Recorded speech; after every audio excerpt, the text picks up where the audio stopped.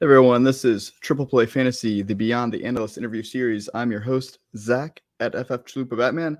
I am joined today by the wonderful Britt Flinn. You can find her over as a content creator with Fantasy Alarm and Better Sports Network after starting at Fantasy Chance Fantasy Sports. She's a host for Lightning Round Fantasy and HERstory in the Making. How are you doing, Britt? I'm so good. Thank you so much for having me on. I've been talking to you like over Twitter and Facebook for so long. It's so good to finally chat with you as face to face as we possibly can. So thank you for having me on. Absolutely. It's a pleasure to have you on. For those of you who are just turning in, you missed the first season of Beyond the Analyst. That was last year. We had 30 awesome interviews. So check that out on the Triple Play Fantasy YouTube. But there is a playlist. And I believe this is now episode 10. So check out the first 9 episodes of season 2 as well.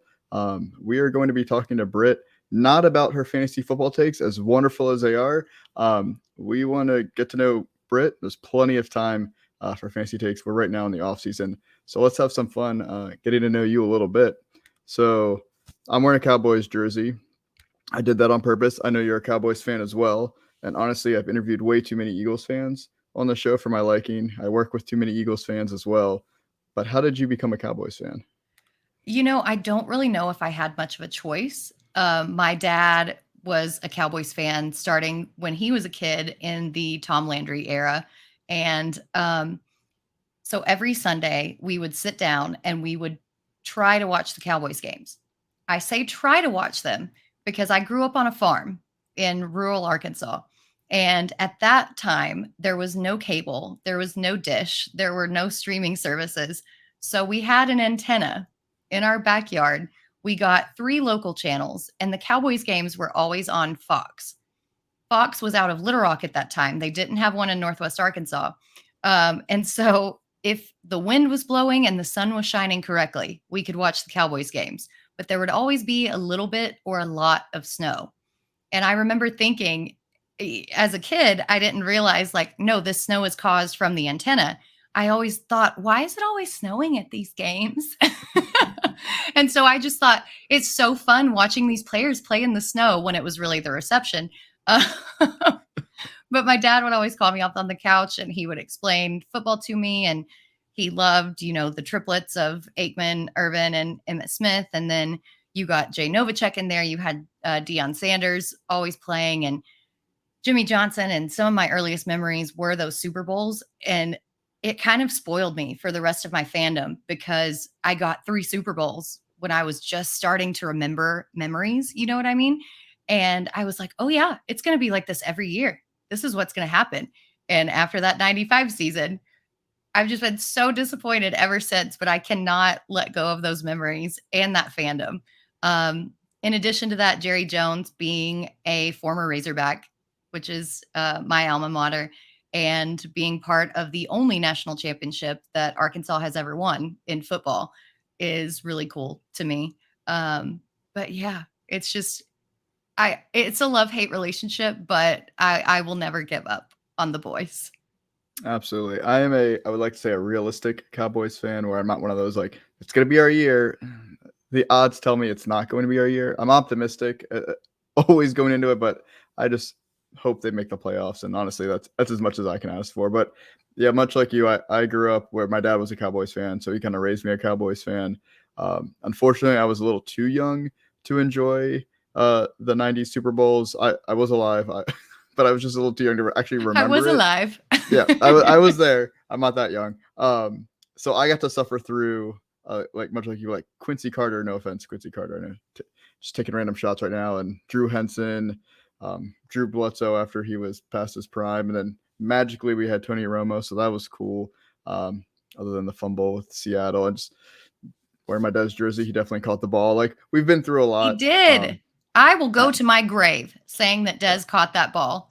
And I actually had to work after that game. I had swapped shifts specifically with the morning bartender so that I could work the night and he could work the morning because he was a Colts fan. I came in the pissiest of moods after that happened. And of course, everybody loves to hate the Cowboys. So they were like, no, your Cowboys lost. Your Cowboys lost. Da, da, da, da. I went into a blind rage to the point where I was like, somebody has to come in for me. I cannot deal with this I can't take it anymore. I will go to my grave saying that Dez caught that ball. He absolutely caught it. But yeah, so I've suffered right alongside you. I'm excited every year as we get into it. Luckily, fantasy football is actually pretty fun with the Cowboys for the most part over the last several years. So at least I can hopefully draft a player here or there, and at least hopefully they help me win my championship if the Cowboys can't win theirs. And you mentioned you are a bartender, so we both love beer. So first, I have to know, what is your favorite kind of beer?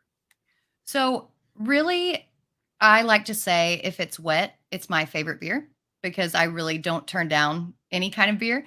But if I had my preference, I really enjoy the New Belgium Juicy Haze series. And it started out with the just the plain Juicy Haze, and it was so good. And then now they have this series with like the Juice Force, the Fruit Force, the Tropical Haze, and they have all these multi packs. And I just love how they combine all of these flavors into an IPA, and you get a little bit of everything and so much flavor in just one drink. So, yeah, I would definitely have to go with New Belgium, but I'm not going to turn down a beer. Yeah, that's a great choice. I am not a fan of IPAs, but I do love a hazy IPA or a juicy hazy, and those are great. Now, as a bartender, can you guess like what beer or maybe even what drink someone is going to order just based off their vibe, whatever kind of look or attitude they're giving off?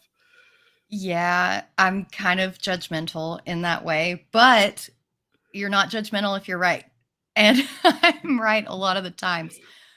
Still working in a music venue, just kind of as a way to get out, and I use that as my social time now. It's not like I necessarily need to bartend anymore, but I'm like, I'm sitting at home with the dogs and the dogs don't really talk back to me. So I kind of need to get out a little bit. um, so we'll do different shows, and all the young girls are like, what do we need to stock for the show? What do we need to do for this? What kind of crowd's it going to be? And I'll tell them. And 99% of the time, it always ends up being right. They've even had me like pre-batch cocktails, Long Island specifically for certain shows. And I'm like, this is going to be a Long Island crowd, guys. We got to like do this. And it feels judgmental, but when you've been doing this as long as I have, it's just knowledge at that point. I mean, that's just good business. Right. Yeah, I'm just trying to make everybody's jobs easier. And it's really cool also when I do predict what somebody's going to want, because so many people come up and they're like, "What do you recommend?" I'm like, "Damn, I've got like a full bar. What do you mean, what do I recommend?"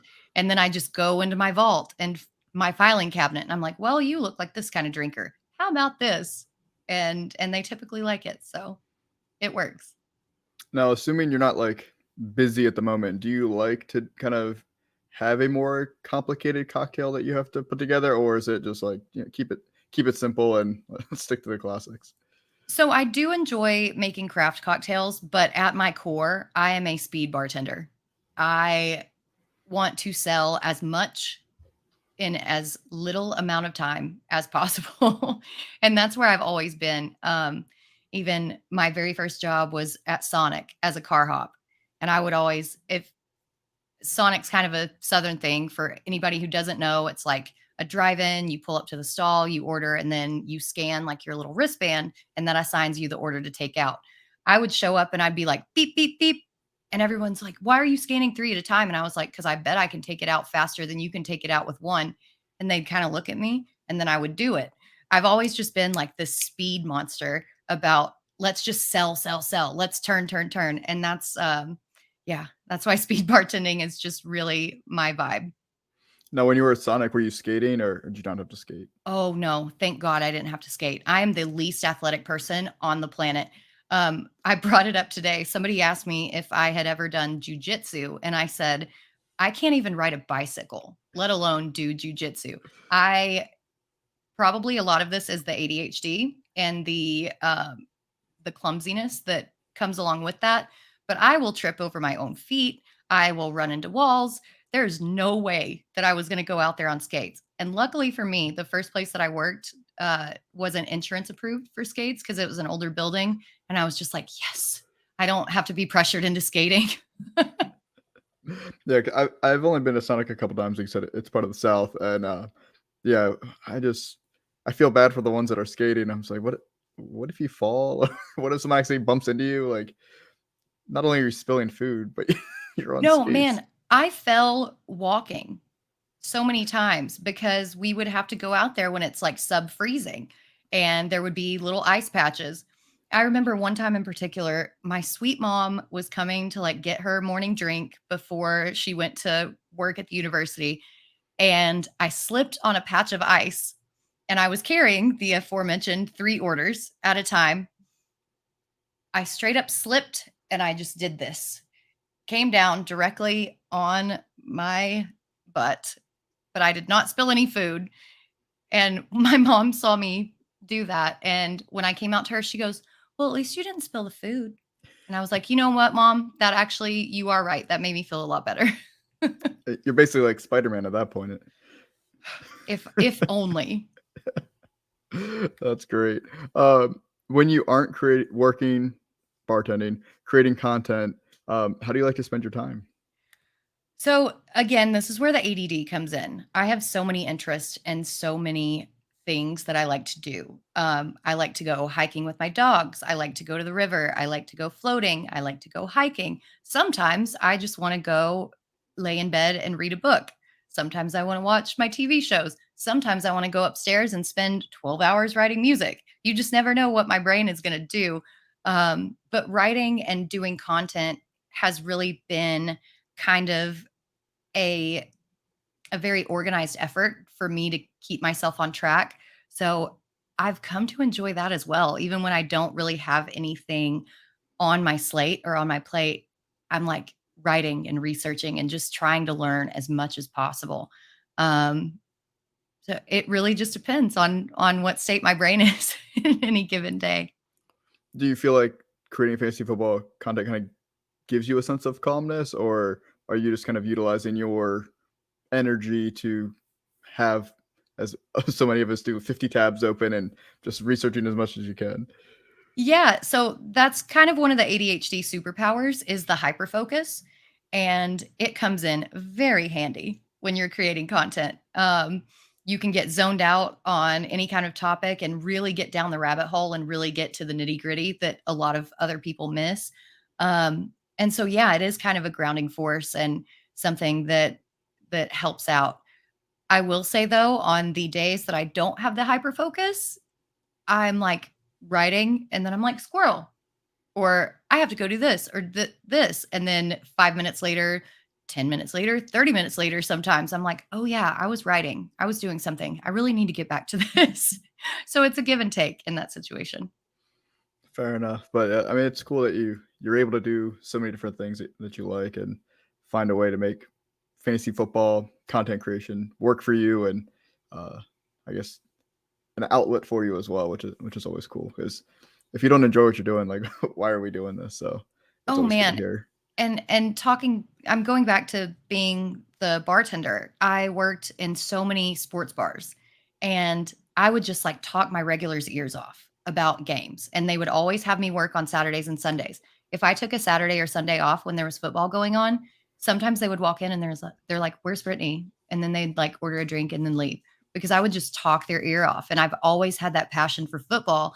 And so it really just worked out perfectly that I could channel all of that energy. I'm not talking actively, but I'm talking like through a Word document or talking through a podcast or talking myself through research. And it really is fun. No, that's awesome. And speaking of content creation, as we know, there's always new content creators joining the fantasy community, or maybe even just people thinking about doing it, which is awesome. It's great to see so many new people, a lot more diversity out there. But do you have any advice for those content creators that are just starting out? Yeah, I think one of the most important things that you can do in this day and age, specifically with the emergence of AI technology and where you can just put something in Chat GPT and they can, spit something out for you. I think that being yourself and being authentic and putting your personality in your work is so important. Everybody can go out there and like write a research paper. Oh, this person had X amount of receptions, X amount of yards, and then that's it. but you've got to add a little bit of flavor to your content. And if you want to distinguish yourself in this industry, you've got to be yourself. And I know that that sounds corny, but it really does matter. And it sets yourself apart from everybody else who's doing this. Absolutely. I feel talking to so many different people on these interviews and just people in the space, authenticity seems to be the most prevalent thing. If you don't have it, everyone knows it, and you're not really going anywhere, no matter how skilled you are at any of this. Yeah, absolutely. And I will say that it was hard for me in the beginning because I got, a lot of these trolls and people in the comments like, you've never played football, you don't know what you're talking about, da da da da. And it made me a little defensive, and I did kind of just not lash out, but maybe clap back, if that's the right way of saying it. And it wasn't necessarily warranted when I could have just believed in myself and kept on going with my day. So that's something else that you need to keep in mind. And I'm still working on every single day, is to just be authentic and also let the trolls troll, and then just continue to walk over the bridge. Yeah, the mute block buttons are wonderful. Oh, they're tools. your friend. Yeah. And I mean, you know what it's like, because you do it as well, but putting out content is like, you feel very vulnerable. I mean, at least I do. I think a lot of people feel that way, where like you're putting yourself out there, even if it's just a stat, a take, but someone can tear it apart if they want to. And like you said, you just kind of have to ignore that and trust in the people that are giving you the good feedback, and even the constructive feedback, but that you actually believe in, are there for you and not just trolling you. So yeah, so anyone out there that wants to try it out, trust me, we know it feels very vulnerable. It's okay. I promise you will be okay. Have a support group, talk it out, have fun. But yeah. And this space is so supportive. Like, there are so many great people in this space. They outweigh the trolls by an exponential amount. So you're going to find support in this space if you come out here. So don't let the trolls get to you. Absolutely. That was the last of, we'll call it the serious questions. Are you game for some rapid fire questions? Yeah, let's go. All right. Rapid fire questions. So I like to theme these to whoever I'm interviewing. So when this show comes out, you probably will be in the middle of summer camp, maybe coming back from summer camp. But you talked about summer camp to me before.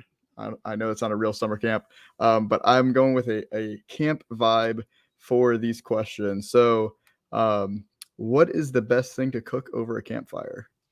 So I don't really think that you can do anything better than a charred steak, super rare on the inside, with that charcoal flavor on top of it, and then a baked potato that's baked in the charcoals at the same time that you're like just searing your steak. It's perfect.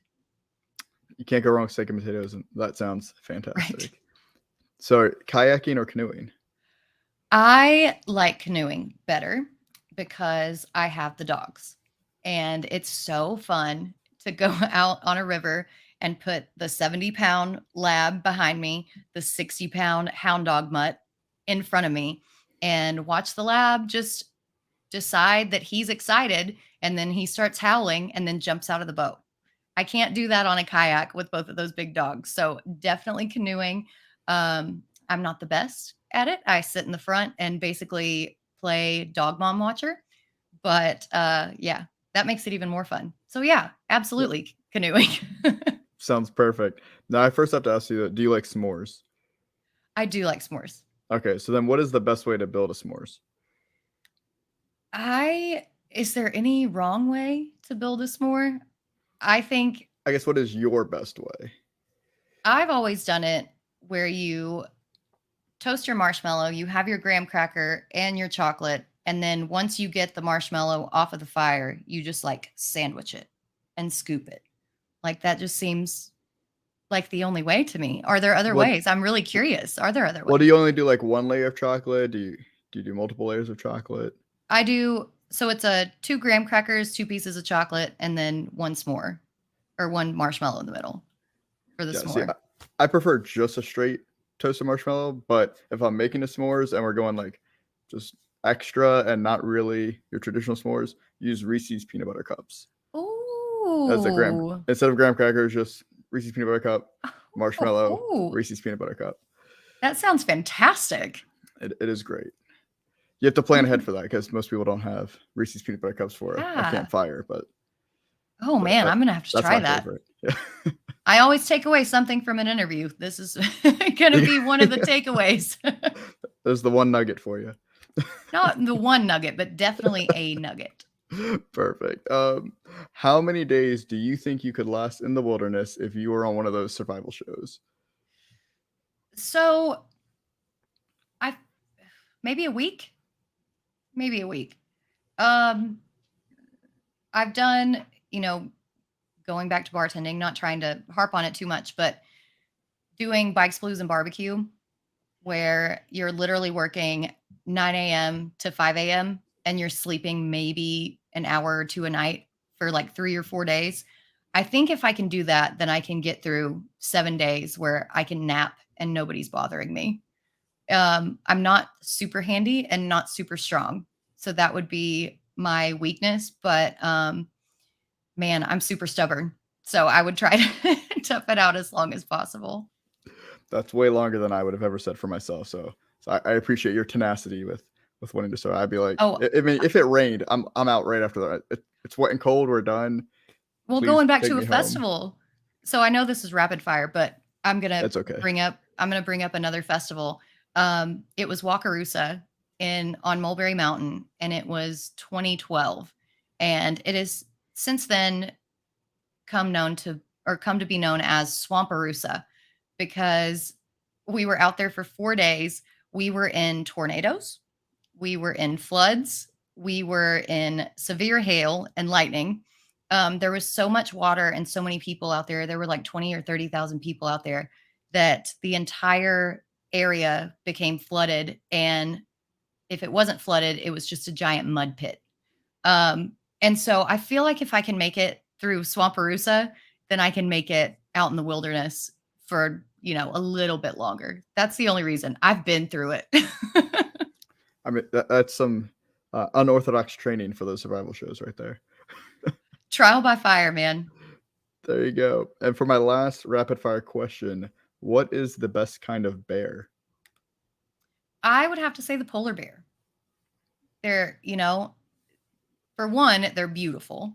For two, they live on ice and they swim in the water to catch their prey. I mean, it's just everything that they do is so incredible and adaptive to their environment. I wish that we had more scientific studies on polar bears, but they're just majestic. They're awesome. They will tear you apart if they see you. There's actually a town in Canada that you are not allowed to lock your doors in when you park your car on the side of the street in case of a polar bear attack, because somebody might need to run away from a polar bear and get in your car. True fact. Don't remember the city, but it is a true fact. I never want to live there, but that is an amazing fact that I've never heard. I'm just full of fun facts, but yeah, polar bears. That's why. Awesome. Love it.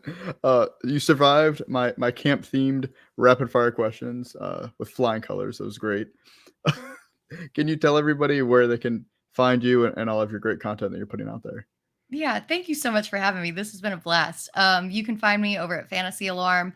I'm putting out an article every Wednesday. We're doing the Lightning Round podcast. We're doing best ball drafts with Fantasy Alarm and Better Sports Network that you can get in by becoming a subscriber of Fantasy Alarm and joining our Discord. We love to put you guys in there and draft against you. And then you can find me on HERstory. It's typically every other Tuesday around 8:30 Eastern. But Tuesday the 23rd, we have a very special episode with Lisa Ann. If this comes out after, then just go back and watch it. It's fine. And we are interviewing her at 2 p.m. Eastern and for a special hour instead of the 30 minutes. So could not be more excited. And yeah, it's awesome. Thank you for having me on. No, it was a pleasure having you on. This will definitely come after Lisa Ann. So definitely go back, check out all, that interview. And you've already done a ton of awesome other interviews of women in fantasy football. So check all those out while you guys are there. And while you're already on YouTube, make sure you go ahead and subscribe to the Triple Play Fantasy channel. Like the video, leave a comment. You can even review us on our Apple podcast. But we don't have you just covered with football. We got you covered with baseball, basketball, all of it. That's why we're Triple Play Fantasy. Thank you so much, Britt. Thank you all out there. And tune in for our next interview.